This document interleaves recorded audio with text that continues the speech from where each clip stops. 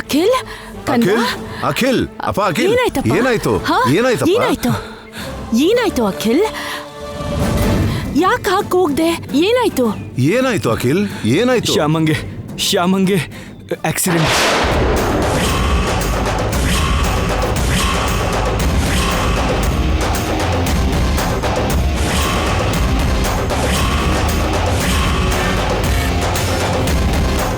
ಶ್ಯಾಮಂಗೆ accident ಆಯ್ತಾ? ಹೇಗಿದ್ದಾಳಂತೆ? ಬದುಕಿದಾಳೆ ತಾನೆ? ಯಾರು ಫೋನ್ ಮಾಡಿದ್ದು? ಯಾವ ಹಾಸ್ಪಿಟಲಿಂದ ಫೋನ್ ಮಾಡಿದ್ರು?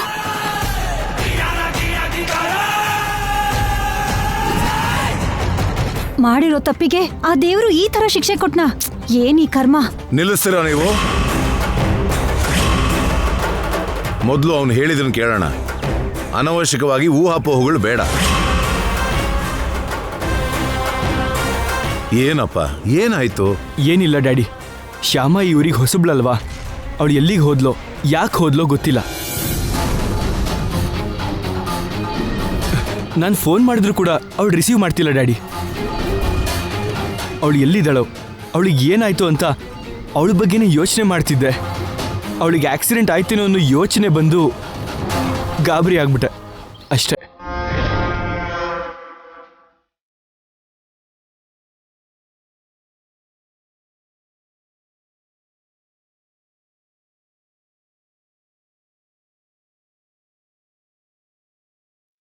ಕನಸ್ಬಿತ್ತಾ?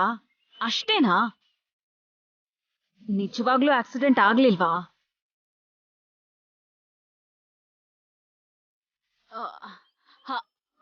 ಅಮ್ಮ, ಥ್ಯಾಂಕ್ ಗಾಡ್. ಆಕ್ಸಿಡೆಂಟ್ ಆಗ್ಲಿಲ್ಲ ಅಂದ್ರೆ ನಿಜವಾಗ್ಲೂ ನಾವು ಅದೃಷ್ಟವಂತ್ರೆ. ಆದ್ರೂ ನೀನ್ ಫೋನ್ ಮಾಡಿದ್ರು ಶ್ಯಾಮ ಯಾಕೆ ರಿಸೀವ್ ಮಾಡ್ತಿಲ್ಲ? ಪೊಗರು ತಾನೆ ಅವಳಿಗೆ. ಅದು ಪೊಗರಲ್ಲ, ನೋವಾಗಿರುತ್ತೆ.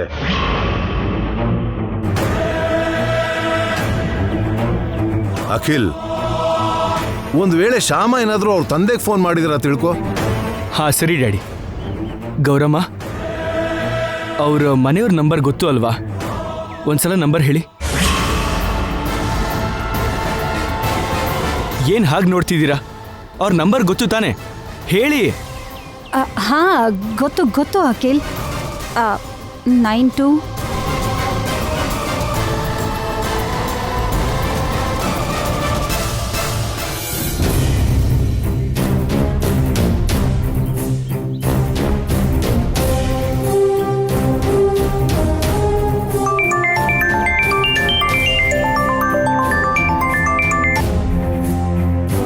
ಹಲೋ ಹಲೋ, ನಾನು ಅಖಿಲ್ ಮಾತಾಡ್ತಾ ಇದ್ದೀನಿ. ಶ್ಯಾಮ ಏನಾದರೂ ನಿಮಗೆ ಫೋನ್ ಮಾಡಿದ್ಲಾ? ಹಾ ಮಾಡಿದ್ಲು. ಶ್ಯಾಮ ಅವ್ರಿಗೆ ಫೋನ್ ಮಾಡಿದ್ಲಂತೆ.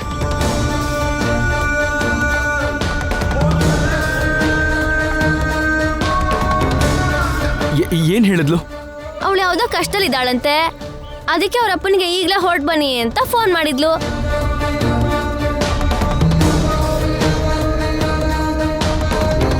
ಏನಾಯ್ತು ಏನು ಅಂತ ನಮ್ಮ ಮಾವನು ಇಲ್ಲಿಂದ ಟೆನ್ಷನ್ ಮಾಡ್ಕೊಂಡು ಹೋದ್ರು.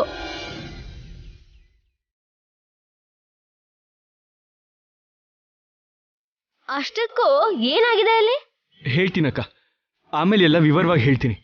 ಅದೇನ್ರಿ, ಏನಾಯ್ತಂತ ಕೇಳಿದ್ರೆ ಅತ್ಲಾಗ ಅವಳು ಹೇಳಲ್ಲ ಅಂತಾಳೆ, ಇತ್ಲಾಗ ನೀವು ಹೇಳಲ್ಲ ಅಂತೀರಾ?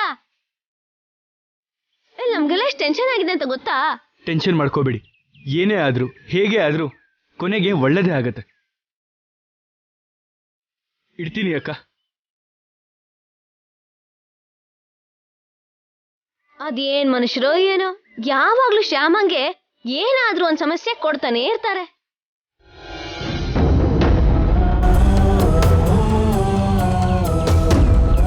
ಅವಳು ಕೇಳ್ದಷ್ಟು ದುಡ್ಡು ಕೊಟ್ರೆ ಆ ಗೋಪಾಲನ್ನ ದೂರ ಮಾಡಿ ನಿನ್ನ ಮದ್ವೆ ಮಾಡ್ಕೋತೀನಿ ಅಂತ ಹೇಳಿದ್ಲು ಶ್ಯಾಮ.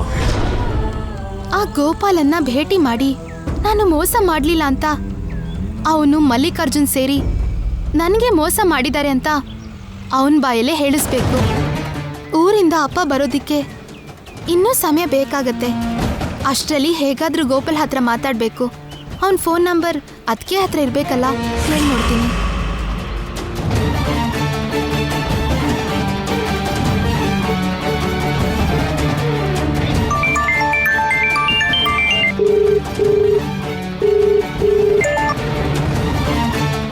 ಅದಕ್ಕೆ ಹಲೋ ಶ್ಯಾಮ, ಹೇಗಿದ್ಯಾ? ನಾನು ಚೆನ್ನಾಗಿದ್ದೀನಿ ಅದಕ್ಕೆ. ನಮಗ್ ಮೋಸ ಮಾಡಿದ್ನಲ್ಲ ಆ ಮದ್ವೆ ಹುಡುಗ ಗೋಪಾಲ್ ನಂಬರ್ ನಿಮ್ ಹತ್ರ ಇದೆ ಅಲ್ವಾ? ಹೌದು ಇದೆ. ಆದ್ರೆ ಆ ನಂಬರ್ಗೆ ನಾನು ಒಂದ್ಸಲ ಕಾಲ್ ಮಾಡಿದಾಗ ಆ ನಂಬರ್ ಸ್ವಿಚ್ ಆಫ್ ಆಗಿದೆ ಅಂತ ಬಂತಲ್ಲ. ಪರವಾಗಿಲ್ಲ ಅದಕ್ಕೆ, ಆ ನಂಬರ್ ನನ್ಗೊಂದ್ಸಲ ಕಳಿಸಿ ವರ್ಕ್ ಆಗತ್ತಂತ ನಾನು ನೋಡ್ತೀನಿ. ಈಗ ಅವನ ನಂಬರ್ ನಿನಗೇನಕ್ಕೆ ಶ್ಯಾಮ? ಅಷ್ಟಕ್ಕೂ ಅಲ್ಲೇನಾಯ್ತು? ಅದೆಲ್ಲ ಆಮೇಲೆ ಹೇಳ್ತೀನಿ ಅದಕ್ಕೆ. ಆಮೇಲೆ ಏನ್ ಹೇಳೋದು? ಅವಾಗ್ಲೇ ನಿನ್ ಗಂಡ ಬೇರೆ ಫೋನ್ ಮಾಡಿದ್ರು.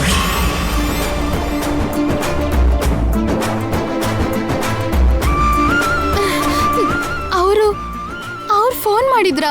ಹೌದು, ನೀನ್ ಫೋನ್ ಮಾಡಿದ್ಯಾ ಅಂತ ಗಾಬರಿಯಿಂದ ಕೇಳಿದ್ರು. ಏನ್ ನಡೀತು ಅಂತ ಕೇಳಿದ್ರೆ ಅವರು ಏನು ಹೇಳಲೇ ಇಲ್ಲ. ಏನಾದ್ರೂ ಕೊನೆಗೆಲ್ಲ ಒಳ್ಳೇದೇ ಆಗುತ್ತೆ ಅಂತ ಹೇಳಿದ್ರು. ಹೌದು ಅದಕ್ಕೆ, ಅವ್ರು ಹೇಳಿದ ಹಾಗೆ ಕೊನೆಗೆಲ್ಲ ಒಳ್ಳೇದೇ ಆಗೋದು. ಅಪ್ಪ ಇಲ್ಲಿ ಬಂದ್ಮೇಲೆ ಎಲ್ಲ ನಿಮ್ಗೆ ವಿವರವಾಗಿ ಹೇಳ್ತಾರೆ. ನೀವೇನು ಗಾಬರಿ ಆಗ್ಬೇಡಿ ಅದಕ್ಕೆ. ಮೊದಲು ಆ ಗೋಪಾಲ್ ನಂಬರ್ ಕಳಿಸಿ. ಆಯ್ತು, ಕಳಿಸ್ತೀನಿ. ಹಾ ಅದಕ್ಕೆ, ಈ ಊರಲ್ಲಿ ಅವ್ರು ಎಲ್ಲಿರ್ತೀನಿ ಅಂತ ಹೇಳಿದ್ದು? ಅದು ಅವರು ಜಯನಗರನೋ JP ನಗರದಲ್ಲೋ ಇದ್ದೀನಿ ಅಂತ ಹೇಳಿದ ನೆನಪು. ಸರಿಯಾಗಿ ಗೊತ್ತಿಲ್ಲ. ಸರಿ ಅದಕ್ಕೆ, ಮೊದಲು ಆ ನಂಬರ್ ಕಳಿಸಿ. ಇಡ್ತೀನಿ ಅದಕ್ಕೆ. ಸರಿ.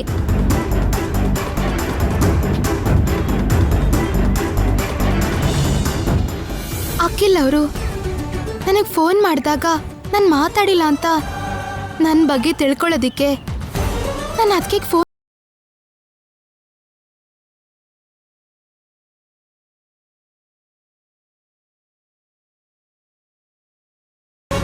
ದಯವಿಟ್ಟು ಸ್ವಲ್ಪ ಸಹನೆ ಇಟ್ಕೊಳ್ಳಿ. ನಾನು ನಿರ್ದೋಷಿ ಅಂತ ನಿರೂಪಿಸೋಗ್ಬೇಕಾಗೋ ಎಲ್ಲ ಸಾಕ್ಷಿನ ತಗೊಂಡು ನಿಮ್ಮ ಮುಂದೆ ಬರ್ತೀನಿ.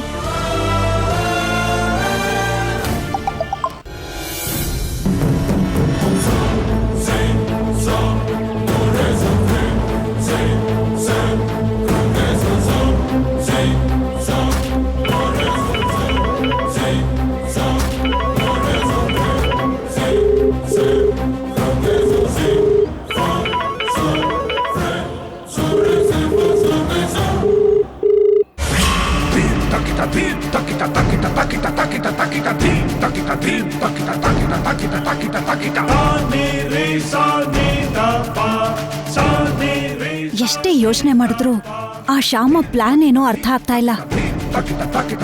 ಮಲ್ಲಿಕಾರ್ಜುನ್ ಜೊತೆ ಸೇರಿ ಶ್ಯಾಮನ ಸಿಕ್ಕಾಕ್ಸಿದ್ರೆ ಅಖಿಲ್ ಜೊತೆ ಮನೇಲಿರೋರೆಲ್ಲರೂ ಸೇರಿ ಅವಳನ್ನ ಹೊರಗೆ ಹಾಕ್ತಾರೆ.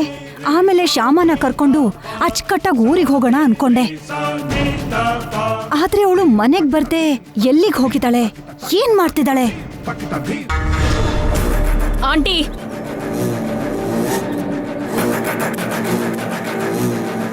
ಆಂಟಿ ಏನಿದು? ಆ ಶ್ಯಾಮ ಯಾಕೆ ಹೀಗೆ ಮಾಡ್ತಿದ್ದಾಳೆ? ಅವಳು ಯಾಕೆ ಮನೆಗೆ ಬರ್ತಿಲ್ಲ? ಅವಳು ಏನ್ ಪ್ಲಾನ್ ಮಾಡ್ತಿದ್ದಾಳೋ ಸ್ವಲ್ಪನೂ ಅರ್ಥ ಆಗ್ತಿಲ್ಲ. ನಾನು ಅವಳ ಬಗ್ಗೆನೇ ಯೋಚನೆ ಮಾಡ್ತಿದ್ದೀನಿ. ಅವಳ ಅಪ್ಪಂಗೆ ಫೋನ್ ಮಾಡಿ ಏನೋ ಸಮಸ್ಯೆ ಇದೆ ಬಾ ಅಂತ ಹೇಳಿದ್ಲಂತೆ.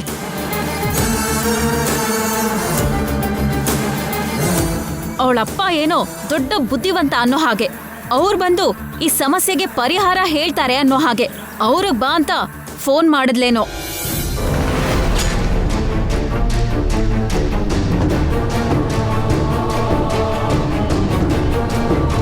ಅವ್ರಿಗಲ್ದೇ ಇದ್ರೆ ಇನ್ಯಾರಿಗೆ ಫೋನ್ ಮಾಡ್ತಾಳೆ ಐಶ್ವರ್ಯ? ಯಾವ ಹೆಣ್ಣಾದ್ರೂ ಕಷ್ಟ ಬಂದಾಗ ತವ್ರ ಮನೆಗ್ ಬಿಟ್ಟು ಇನ್ಯಾರ ಹತ್ರ ಹೇಳ್ಕೊತಾರೆ? ಅತ್ತಿಗೆ ಸಣ್ಣ ಪುಟ್ಟ ಕಷ್ಟ ಆದ್ರೆ ಅಮ್ಮಂಗ್ ಹೇಳ್ಕೊಂಡು ಸಮಾಧಾನ ಮಾಡ್ಕೋತಾಳೆ. ಅದೇ ಇಂಥ ದೊಡ್ಡ ಕಷ್ಟ ಏನಾದ್ರೂ ಬಂದ್ರೆ ಖಂಡಿತ ಅಪ್ಪನ ಹತ್ರನೇ ಹೇಳ್ಕೊತಾಳೆ.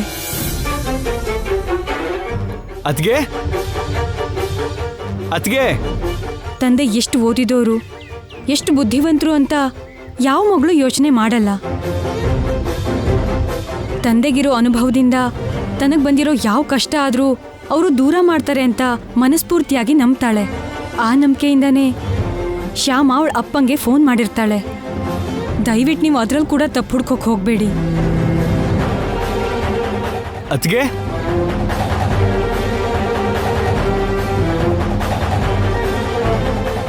ಅತ್ಗೆ ಇಲ್ಲಿದ್ದೀರಾ? ಏನ್ ಅಖಿಲ್, ಶ್ಯಾಮ ಎಲ್ಲಿದ್ದಾಳೆ ಅಂತ ಗೊತ್ತಾಯ್ತಾ? ಇಲ್ಲ ಅತ್ಗೆ, ಗೊತ್ತಾಗತ್ತೆ, ಖಂಡಿತ ಗೊತ್ತಾಗತ್ತೆ. ಗೊತ್ತಾಗತ್ತಾ? ಹೇಗ್ ಗೊತ್ತಾಗತ್ತೆ ಅಖಿಲ್? ಶ್ಯಾಮ ಅವ್ರ ಅಪ್ಪಂಗ್ ಬನ್ನಿ ಅಂತ ಫೋನ್ ಮಾಡಿದ್ಲು ತಾನೆ? ಹೌದು. ಅವರಿಗೋಸ್ಕರ ಖಂಡಿತವಾಗ್ಲೂ ಬಸ್ ಸ್ಟಾಪಿಗೆ ಶ್ಯಾಮ ಹೋಗ್ತಾಳೆ ತಾನೆ? ಹೌದು. ಆ ಬಸ್ ಸ್ಟ್ಯಾಂಡ್ ಹತ್ರ ಹೋದ್ರೆ ಖಂಡಿತವಾಗ್ಲೂ ಶ್ಯಾಮ ಸಿಗ್ತಾಳೆ ತಾನೆ?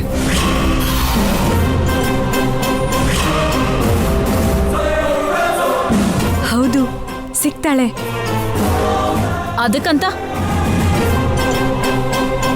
ಅಖಿಲ್ ಬಸ್ ಸ್ಟ್ಯಾಂಡ್ಗೆ ಹೋಗ್ಬೇಕು ಅಂತ್ಯಾಕ? ಅತ್ಗೆ ಏನು ಹೇಳ್ತಾ ಇಲ್ಲ, ನಾನೇ ಹೋಗ್ತೀನಿ ಅಂತ ಹೇಳ್ತಿರೋದು. ಬಸ್ ಸ್ಟ್ಯಾಂಡಿಗೆ ಹೋಗಿ ಶ್ಯಾಮನ್ನ ಮನೆ ಕರ್ಕೊಂಡ್ಬರ್ತೀನಿ. ಅಖಿಲ್,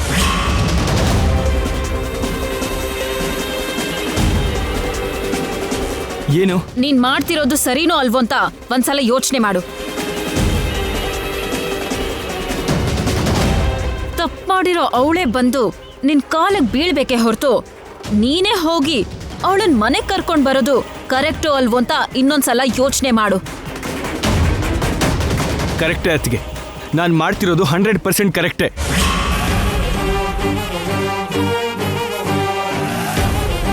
ಶ್ಯಾಮ ತಪ್ಪು ಮಾಡಿರ್ಬೋದು, ಮಾಡ್ದೇನೂ ಇರಬಹುದು. ಮಾಡಿರೋ ತಪ್ಪಿಗೆ ಶ್ಯಾಮ ಕ್ಷಮಾಪಣೆ ಕೇಳ್ಬೋದು, ಕೇಳ್ದೇನೂ ಇರ್ಬೋದು. ನಡೆದಿರೋದಕ್ಕೆ ನನಗೆ ಶ್ಯಾಮನ್ ಮೇಲೆ ಕೋಪ ಇರ್ಬೋದು, ಇಲ್ದೇನೂ ಇರ್ಬೋದು. ಆದರೆ ಶ್ಯಾಮ ವಿಷಯದಲ್ಲಿ ನನಗೆ ಕರ್ತವ್ಯ ಇರ್ಬೋದು, ಇಲ್ದೇನೂ ಇರ್ಬೋದು ಅಂತ ನಾನು ಯಾವತ್ತೂ ಅಂದ್ಕೊಂಡಿಲ್ಲ. ಜವಾಬ್ದಾರಿ ಇದೆ ಅಂತಾನೆ ಅಂದ್ಕೊಂಡಿದ್ದೀನಿ. ಸರಿ ತಪ್ಪಿಗೆ ಕೋಪ ತಾಪಕ್ಕೂ ಹೆಚ್ಚಾಗಿ ಶ್ಯಾಮ ಮೇಲೆ ನನ್ನ ಜವಾಬ್ದಾರಿ 100% ಇದೆ ಅಂತಾನೆ ಅಂದ್ಕೊಂಡಿದ್ದೀನಿ. ಅಂದ್ಕೊಂಡ್ರೆ ಅನ್ಕೋ, ನಿನ್ನಿಷ್ಟ. ಆದ್ರೆ ನೀನ್ ಹೀಗೆ ಶ್ಯಾಮಂಗೋಸ್ಕರ ಹೋಗಿರೋದ್ ಗೊತ್ತಾದ್ರೆ ನಮ್ ಶತ್ರು ಜೊತೆ ಕೈ ಜೋಡಿಸಿ ನಮ್ ಮರ್ಯಾದೆ ತೆಗಿತಿರೋ ಆ ಶ್ಯಾಮನ್ನ ಕರ್ಕೊಂಡ್ ಬರೋಕೆ ನೀನ್ ಹೋಗಿದ್ಯಾ ಅಂತ ಗೊತ್ತಾದ್ರೆ ಅತ್ತೆ ಎಷ್ಟು ನೊಂದ್ಕೋತಾರೆ ಅಂತ ಒಂದು ಸಲ ಯೋಚನೆ ಮಾಡು. ಅತ್ತೆಗೆ ನೋವಾಗ್ದಿರೋ ಹಾಗೆ ನೋಡ್ಕೊಳ್ಳೋದು ನಿನ್ ಜವಾಬ್ದಾರಿ ಅಲ್ವಾ? ಹೆಂಡತಿ ವಿಷಯದಲ್ಲಿ ಮಾತ್ರ ಜವಾಬ್ದಾರಿ ಇರುತ್ತಾ? ತಾಯಿ ವಿಷಯದಲ್ಲಿ ಇರಲ್ವಾ? ಹೆಂಡತಿ ವಿಷಯದಲ್ಲಿ, ತಾಯಿ ವಿಷಯದಲ್ಲಿ ಮಾತ್ರ ಅಲ್ಲ, ಅತ್ತಿಗೆ ವಿಷಯದಲ್ಲಿ ಕೂಡ ಜವಾಬ್ದಾರಿ ಇರುತ್ತೆ. ಹಾಗೇನೆ ಮೈದುನನ್ ವಿಷಯದಲ್ಲಿ ಕೂಡ ಅತ್ತಿಗೆಗೆ ಜವಾಬ್ದಾರಿ ಇರುತ್ತೆ. ಅತ್ತೆ ವಿಷಯದಲ್ಲಿ ಕೂಡ ಸೊಸೆಗೆ ಜವಾಬ್ದಾರಿ ಇರುತ್ತೆ. ಅವ್ರವ್ರ ಕರ್ತವ್ಯ ಅವ್ರವ್ರಿಗೆ ಗೊತ್ತಿದ್ರೆ ಚೆನ್ನಾಗಿರುತ್ತೆ. ಶ್ಯಾಮನ್ನ ಕರ್ಕೊಂಡು ಬಂದಾದ್ಮೇಲೆ ನಾನು ಮಮ್ಮಿಗೆ ಹೇಳ್ಕೊತೀನಿ. ಅಷ್ಟರಲ್ಲಿ ಸೊಸೆಯಾಗಿ ನಿಮ್ಮ ಕರ್ತವ್ಯ ನೆನಪಿಟ್ಕೊಂಡು ನಿಮ್ಮ ಅತ್ತೆಗೆ ತಪ್ಪು ಸಲಹೆಗಳನ್ನ ಕೊಡಬೇಡಿ.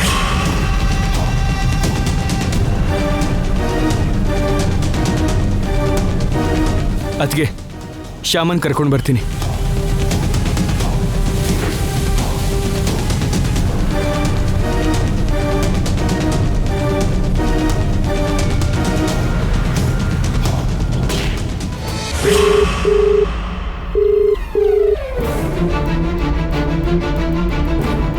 ಏನು, ಯಾರು ಫೋನ್ ತೆಗಿತಲ್ಲ?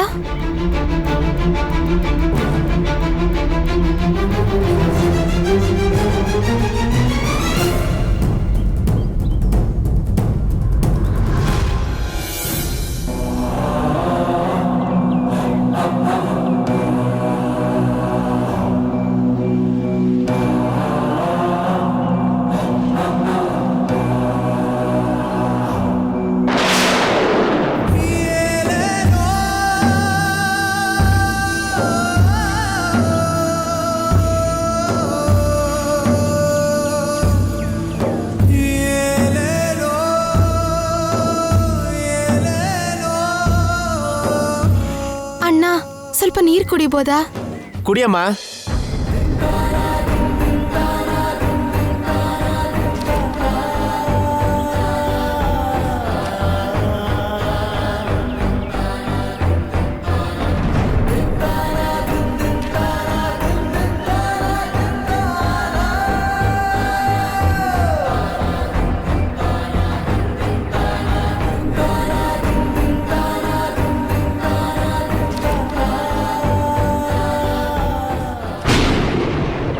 ಸತ್ಯ ಎಲ್ರಿಗೂ ಗೊತ್ತಾಗೋ ತನಕ ಒಂದು ಹನಿ ನೀರ್ ಕೂಡ ಕುಡಿಯಲ್ಲ.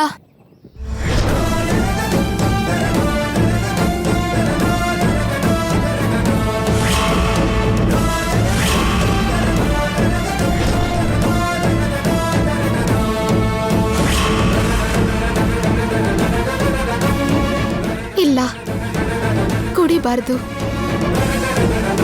ಎಷ್ಟು ಬಾಯಾರಿಕೆ ಆದ್ರೂ ಒಂದು ಹನಿ ನೀರು ಕುಡಿಯಲ್ಲ. ಎಷ್ಟು ಹಸುವಾದ್ರೂ ಒಂದು ಅಗಲು ಅನ್ನನೂ ತಿನ್ನಲ್ಲ. ನಾನು ಅನ್ಕೊಂಡ ಹಾಗೆ ನಾನು ನಿರ್ದೋಷಿ ಅಂತ ನಿರೂಪಿಸೋ ತನಕ ನಾನು ಉಪವಾಸ ಮಾಡ್ತೀನಿ. ನೀರು ಅನ್ನ ಏನು ಮುಟ್ಬಾರ್ದು.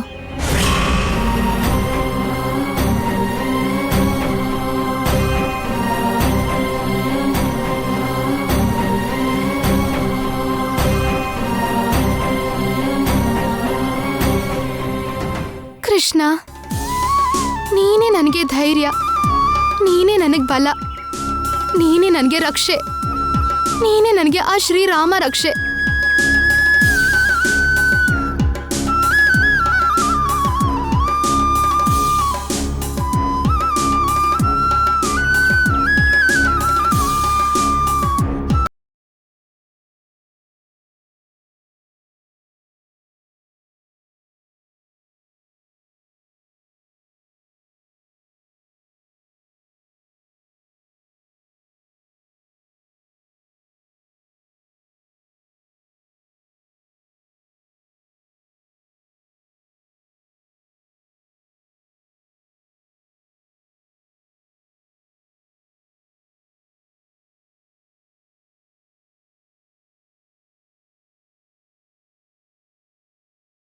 ನನ್ನ ಮನಸ್ಸಿಗೆ ಸಮಾಧಾನ ಇರಲ್ಲ.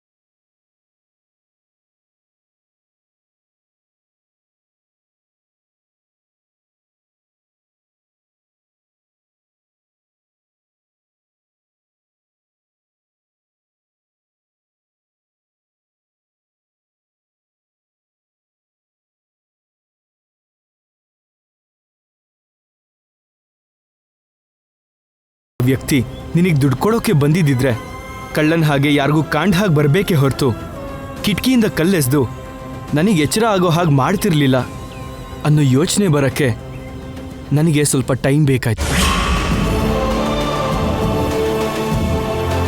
ಅದೇನೇ ಆದರೂ ನಾನು ನನ್ನ ಹಾಗಲ್ದೆ ಎಲ್ಲ ಗಂಡಂದ್ರ ಹಾಗೇನೆ ಯೋಚನೆ ಮಾಡಿಬಿಟ್ಟೆ. ಹಾಗೆ ಯೋಚನೆ ಮಾಡಿ ನಿನಗೆ ನೋವು ಕೊಟ್ಟೆ Shyama. Sorry, I am really sorry Shyama.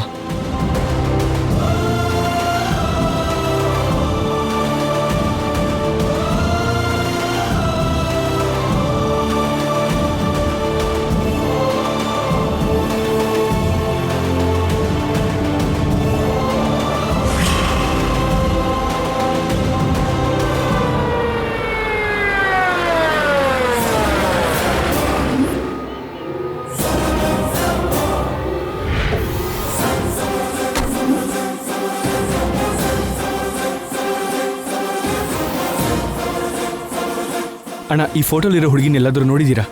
ಇಲ್ಲ ಸರ್, ನೋಡಿಲ್ಲ.